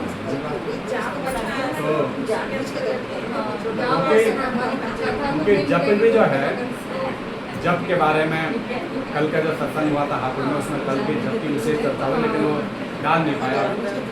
तो जप जो है वो जप की भी विधि पता चलेगी सत्संग से, इसलिए सत्संग ही पहला है, पहला। और सत्संग के साथ ही मैं समझता हूँ कीर्तन भी करो, जप भी करो, तप करो, व्रत करो, सब कुछ करो, लेकिन सत्संग के साथ रहते हुए। अगर सत्संग को छोड़ करके हमने वो सब साधन किए तो उन साधनों की विधि पता ही नहीं है। और जब तक साधनों की विधि ही पता नहीं होगी कि भाई व्रत कैसे करना चाहिए, तप कैसे करना चाहिए, जप कैसे करना, तब तक आप उसका फल कैसे प्राप्त कर पाएंगे? उसका उचित फल मिलेगा ही नहीं। इसलिए पहले सत्संग करो, उसके बाद पश्चात में आप नाम। क्लास जैसे क्लास लगती है स्कूल में, पहले तो वही शिक्षा ली हमने, सत्संग करा, फिर बाद में हम घर जाके रिपीट करेंगे तो फिर जागरूक करेंगे, खाली टाइम में न जाओ। तो जप भी बहुत जरूरी है, लेकिन तज जप तदर्थ भावनम, नारद सूत्र में लिखते हैं तज जप तदर्थ भावनम, जप के साथ उसका अर्थ भी अगर हो तो उसका विशेष भाव बढ़ जाता है, महत्व बढ़ जाता है। पंडित जी शुरुआत वहाँ से ठाकुर जी को जगाने का हुआ था, प्रातः काल का कुछ बात नहीं। हाँ, भोर में कि प्रातः काल में हाँ। तो देखो सबसे पहले तो ब्रह्म मुहूर्त में उठना सीखें। अगर हम लोग कहें कि हे प्रभु जी अच्छा आप हमें बताओ तो सही, हम करें क्या, आपकी सेवा मिले दिन रात करें। हर कोई कह रहा प्रभु सेवा, भक्ति मतलब भक्ति का पर्यायवाची सेवा, सेवा का पर्याय भक्ति। भक्ति कुछ अलग से चीज नहीं है, कोई मणि नहीं है, भक्ति का मतलब सेवा ही है। भगवान की सेवा मिल गई मानो भक्ति मिल गई। तो हम दिन रात बोलते हैं हम लोग भक्ति दो सेवा दो, लेकिन अगर भगवान कह रहे हैं पहले जो दे रखे उसे तो कर लो भाई। जैसे कोई बच्चा का अच्छा काम बताओ, अब पहले हम कह रहे भाई जो काम बता रखे हैं पहले उसे तो पूरा कर लो। अब वो कहते हैं एक बार आवेश में आकर के अच्छा काम बताओ, तो वही वाला हाल हमारा हो जाता है कि जो पहले काम बता रखे हैं, जिम्मेदारियां भगवान ने बता रखी हैं भाई, अपने घर गृहस्थी के बारे में, व्यवहार कैसा हो, आचार विचार कैसे हो, खान पान कैसा हो, धीरे धीरे करके एक एक करके, एकाएक नहीं, क्योंकि मन को एकाएक बहुत सारा कोर्स मिल जाएगा, बहुत सारा बस्ता लद जाएगा तो कुछ नहीं हो पाएगा, मन और चलायमान हो जाएगा। हाँ, तो इसलिए थोड़ा थोड़ा करके ही बच्चे को काम देना चाहिए। इसलिए इस मन को भी थोड़ा थोड़ा करके ही समझाना चाहिए। भाई आज हम कल संकल्प लेते हैं, कल हम एक व्रत करेंगे, कल एक नियम लेंगे और देखते हैं कितने दिन में नियम निभ पाता है। माने जितने भी दिन हो जाए, 1 महीना लगेगा, 10 दिन, कभी तो ये मन होगा जो कहेगा हाँ ठीक है। और सबसे पहला काम है उठना, उठे बिना तो कोई काम होगा ही नहीं, ना कोई जाप, ना कोई तप, ना कोई व्रत, ना कोई दान, कुछ भी काम। सबसे पहले तो आँख खोलनी पड़ेगी। अब भगवान कहते हैं आँख खोलो किस टाइम में, ब्रह्म मुहूर्त में, और वही कठिन काम है। हाँ? कितने बजे होता है? 3:30 बजे के बाद ब्रह्म मुहूर्त है, भैया 5 बजे दिन हम तो कह रहे हैं सूर्योदय होने से पहले पहले कभी उठ जाओ। पाँच बजे उठते हैं। बहुत बढ़िया उठने से ही स्नान वगैरह करने से। भाई। देखो ऐसा ना नंबर वाइज मैंने अभी सुराज बताया, इसलिए मैं एक ज़्यादा नियम तो नहीं बता सकता, थोड़ा थोड़ा ही करके बता रहा हूँ कि पहले सूर्योदय से पहले उठने का अभ्यास करो। इतना से पहले हो जाए तो 4 बजे उठ जाओ, अति उत्तम। अगर 4 बजे ब्रह्म मुहूर्त में उठ जाते हैं तो सबसे बढ़िया बात है कि 4 बजे उठो, उठ करके स्नान आदि से निवृत्त हो जाओ और भगवान की पूजा भी सूर्योदय से पूर्व हो जाए। वैसे ये है ना कि 4 बजे से फिर अपना अपने घर का टाइम टेबल सही हो जाएगा, फिर वो घर का नहीं भागेगा। एक हमारे और वो हमारी सेवा में भगवान को पता नहीं आपड़ में माता जी आपड़ में माता जी हैं, तो पहले हम भी थोड़ा देर हो जाती थी उठने में, समय से नहीं उठ पा रहा था मैं, तो उनसे प्रेरणा मिली कि भाई सुबह अपने घर परिवार वालों को उठने से पहले ही अपनी सारी पूजा की कर लेती थी। बोले घर वाले फिर न जाने कौन किस काम को बता दें, और वो काम करना ही पड़ेगा, वो भी हमारा धर्म है। तो अपने गृहस्थ धर्म का पालन कितनी मर्यादित पूर्वक करती हैं, तो उन्होंने पहले कहती हैं कि उठने के पहले ही मैं अपना सारी पूजा तक निपटा लेती हूँ, चाहे 3 बजे उठना पड़ जाए। तो बहुत सेवा है। ये बहुत बड़ी सेवा है, बहुत बड़ा त्याग है।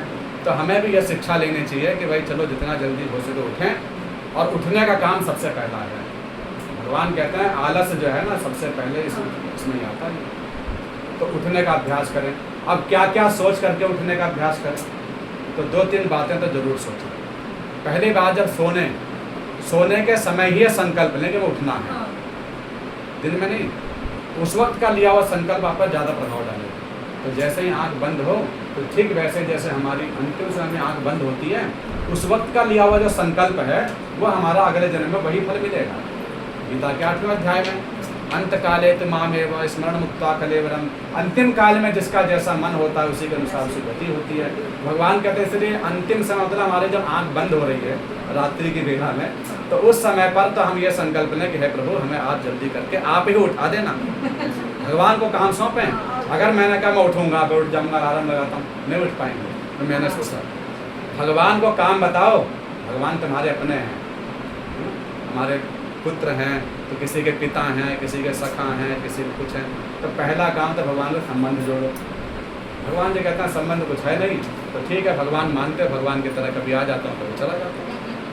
तो भगवान मेरे कुछ लगते हैं, जन्म जन्म के हमारे लगते हैं, तो इसलिए उनसे संबंध बनाए कि हमारे वो क्या, और जो भी संबंध बनाए उसको निभाएं। संबंध बनाना बड़ी बात नहीं है, निभाना बड़ी बात है। तो उसको निभाएं।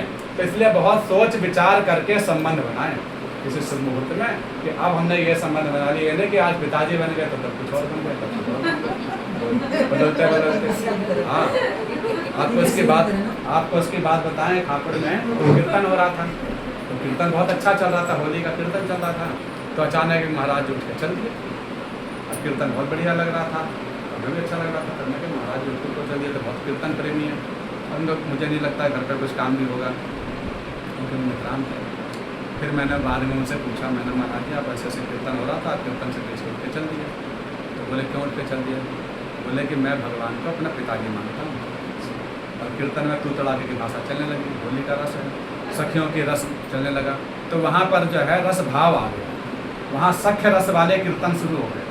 तो सखा के लिए वो ठीक है, जो भगवान को सखा मानते हैं उनके लिए तो सब ठीक है, लेकिन मेरे लिए तो मैं नहीं सुन सकता ना, तो इसलिए मैं उठकर खड़ा हूँ। ये है मर्यादा। तो नियम जो है वो पूरा हर समय दिमाग में रहना चाहिए कि अगर भगवान मेरे पुत्र हैं तो पुत्र को फिर देना ही देना है, लेने वाली बात नहीं करनी, पुत्र हैं देना है। तो संबंध को निभाओ, संबंध को निभाने से पहले सोच लो कि हमें क्या क्या नियमावली है उसकी, है ना। तो एक संबंध बनाएं और फिर उनसे एक काम बताएं कि हे प्रभु आप सुबह जल्दी उठा देना, ये काम आपका है, क्योंकि आप ही की आज्ञा का पालन करना है, आप ही कृपा करके ऐसा कीजिए कि मुझे ब्रह्म मुहूर्त में उठाएं। एक काम। फिर दूसरा काम उठाने के लिए ही ये भी प्रयास करना चाहिए कि अगर हम प्रातःकाल उठ गए तो हमें भगवान की आज्ञा के पालन करने का एक शुभ संकेत मिलेगा, एक मन में अलग खुशी होगी कि हाँ आज हम भगवान के उतने जो शास्त्र में नियमावली बताई है उसमें सब एक तो मान बैठे, एक काम तो हमने किया, एक बात तो उनकी मानी, तो हम कहीं बात होगी तो ये कह सकते हैं प्रभु आपकी एक बात मानी। ऐसा नहीं कि हर बात को नजरअंदाज करें। प्रातःकाल में बजे उठते तो भगवान कहते हैं एक ही साधे सब सदे, कोई एक भी बात होगी तो बहुत सारी बातें बन जाएगी। ये दूसरी बात हम सोते समय सोच लें। तीसरी बात क्या सोचें? तीसरी बात ये सोच लें कि अगर भगवान की कृपा से हम ब्रह्म मुहूर्त में उठ गए, सुबह उठ गए, तो प्रातःकाल ब्रह्म मुहूर्त में जो आपकी पूजा होगी उस पूजा का जो लाभ है वो शास्त्रों के अनुसार जो सनावली सबकी लिखी है वो भी 3 तरह की, देवता, मनुष्य और राक्षस। राक्षसी पूजा का टाइम 8 बजे के 12 बजे 12 बजे 10 11 12 बजे। मंदिर जो बंद करते हैं कभी इस बात बताई कि मंदिर बंद करते हैं 12 तो लोग कहते हैं कि मंदिर खुला छोड़ो, मट्टू बंद करते हैं। तो समझाओ लोगों कि वो समय पूजा का नहीं होता 12 बिल्कुल सही होता है। और देखो लोगों को समझ नहीं आता संबंध की है, बात, हाथ खोल के रखो अभी बात संबंध की चल रही है कि भगवान से संबंध बनाओ। तो अगर मैंने भगवान के साथ कोई भी संबंध बना लिया, भगवान छोड़ के संबंध बना लिया, मेरे पिताजी हैं, मेरे पुत्र हैं, अथवा मेरे कन्हैया हैं, मेरे सखा हैं, जो भी पति हैं, तो जो भी संबंध बना लिया भगवान से तो उनको विश्राम करने देंगे कि नहीं देंगे? संबंध बनाया तो विश्राम करना दो, उनको सुलाना चाहिए। हाँ भगवान जी मानते हो तो भले ना दो, लेकिन अगर भगवान के अलावा कुछ भी अगर संबंध बनाया, चाहे सूरदास जी का, चाहे नंद जी का, चाहे यशोदा जी का, तो भगवान को विश्राम करना पड़ेगा। अब विश्राम का समय देना पड़ेगा। अपने विश्राम करने से पहले सोचो कि हे प्रभु उनको सुलाना है, उनको दूध वूध पिला कर सुलाना है। श्री मध्य प्रदेश में जगह है, बहुत सुंदर मंदिर है, ओरछा। तो ओरछा में भगवान श्री राम जी आए। तो ओरछा के जो राजा हुए सबसे पहले कौन से? ओरछा नरेश। अच्छा।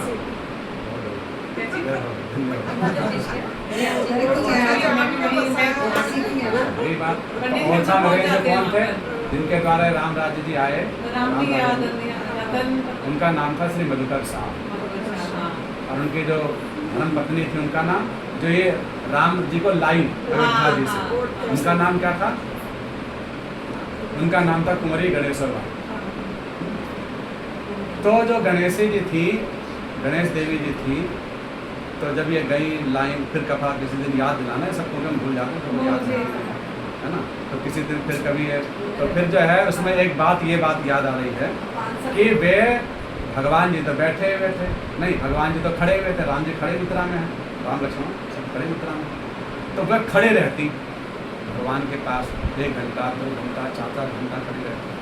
तो जब आए शुरू में तो भगवान के साथ खड़ी रही वो, अब दिन रात एक कर दिया उन्होंने खड़े रहे। अब उन्होंने भगवान जी ने आकाशवाणी के रूप में फिर उनको ही सुनाने के उद्देश्य से कहा कि देवी तुम्हारे कहने से मैं आ तो गया हूँ, लेकिन तुम इतनी कठोर तब क्यों खड़ी हो, बैठ ही नहीं रही हो, हैं? तो आखिर कब तक? बोले मैं ये देख नहीं पा रहा हूँ, आखिर इसका कारण बताओ। तो उन्होंने कहा प्रभु आप खड़े हैं ना, तो मैं कैसे बैठ जाऊँ, जब मेरे स्वामी खड़े हैं तो मैं कैसे बैठ जाऊँ, ये मेरा प्रेम भाव है, मैं आपको अपना ऐश्वर्य भाव नहीं देखती हूँ, तो ये देख रहे हो कि मेरे स्वामी खड़े हैं तो मैं भी खड़ी रहूँगी। अब ठीक है, मर जाएंगे, इससे ज़्यादा क्या हो, तो तुम क्या चाहते? बोले बैठ जाऊँ, बैठ जाता हूँ। तो भगवान उसी समय बैठ गए। बैठने वाली मुद्रा में अगर कोई देखना है तो और सामने करता है, चौके में बैठे हैं वो। बैठे वाली मुद्रा है रामराज जी की। अभी दर्शन हैं?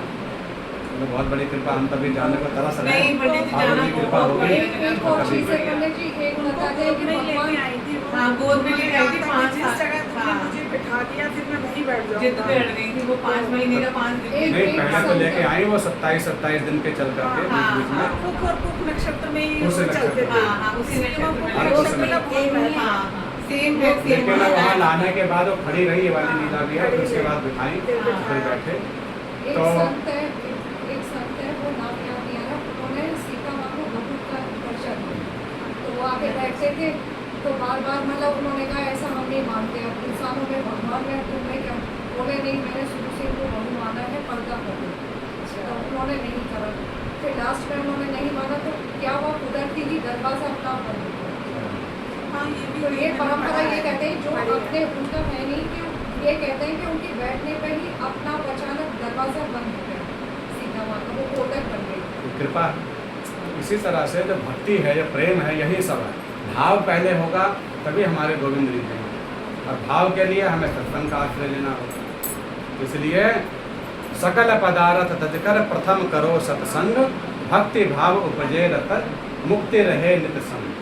बोलो आज के सत्संग की, श्री कृष्णचंद्र भगवान की, श्री सद्गुरुदेव महाराज की, श्री शंकर भगवान की जय जय श्री राधे श्याम। मुंबई में कहते हैं गीता